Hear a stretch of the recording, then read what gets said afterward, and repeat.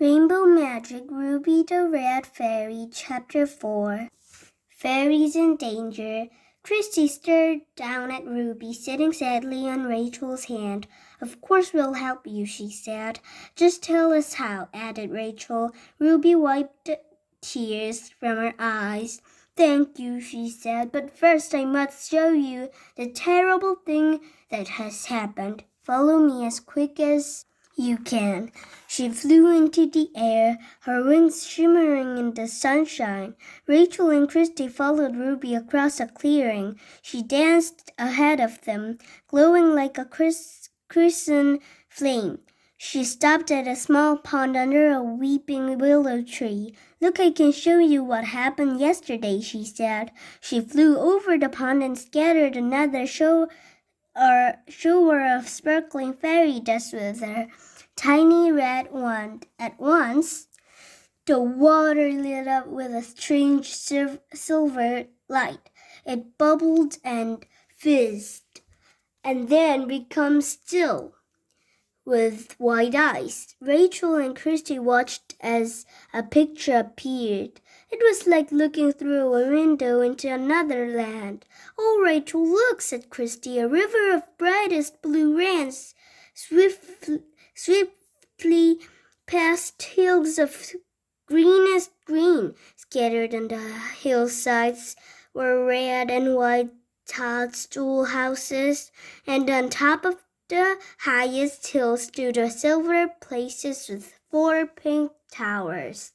The towers were so high, their points were almost hidden by the fluffy white clouds floating past. Hundreds of fairies were making their way towards the palaces. Some were walking and some were flying. Rachel and Christy could see goblins, elves, imps, and pixies too. Everyone seemed very excited. Yesterday was the day of the Fairyland Midsummer Ball, Rachel explained. Ruby explained. She flew over the pond and pointed down with her wand to a spot in the middle of the sands. "There I am with my rainbow sisters." Christy and Rachel looked closely at where Ruby was pointing.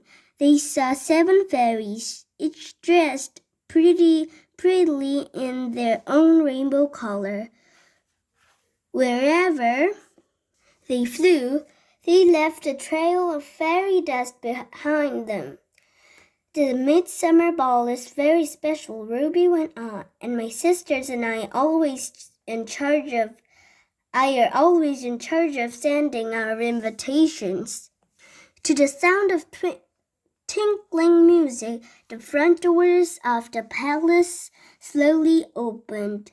"Here come King Auburn, the Queen Titania," said Ruby, "the fairy king and queen. They are about to begin the ball." Christy and Rachel watched as the king and queen stepped out. The king wore a splendid golden coat and golden crown. His queen wore a silver dress and a tiara that sparkled with diamonds. Everyone cheered loudly. After a while, the king signaled for quiet. "Fairies," he began, "we are very glad to see you all here. Welcome to the Midsummer Ball." The fairies clapped their hands and cheered again. A band of green frogs in smart purple outfits started to play, and the dancing began. Suddenly, a gray mist seemed to fill the room. Christy and Rachel watched in alarms as all the fairies started to shiver, and a loud, chilly voice shouted out, "Stop the music!" The band fell silent. Everyone looked scared. A tall, bony figure was pushing his way through the crowd. He was dressed all in white. and there was frost on his white hair and beard. Iceless hung from clothes, but his face was red and angry.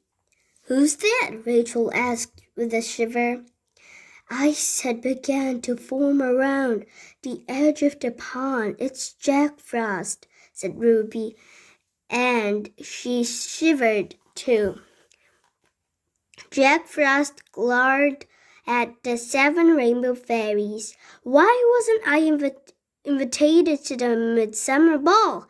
he asked coldly. The rainbow fairies gasped in horror.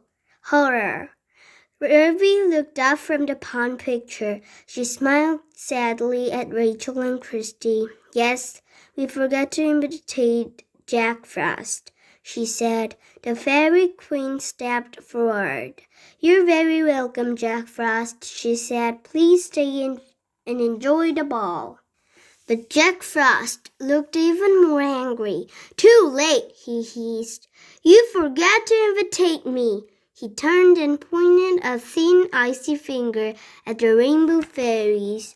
"Well, you will not forget this," he went on. "My spell will banish the rainbow fairies to the 7 corners of the mortal world from this day on. Fairyland will be without color forever." And it's the end of Rainbow Magic Ruby the Red Fairy, Chapter 4.